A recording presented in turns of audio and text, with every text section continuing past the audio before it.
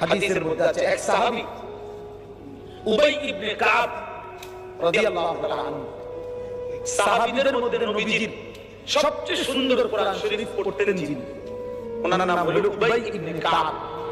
তে এই উনি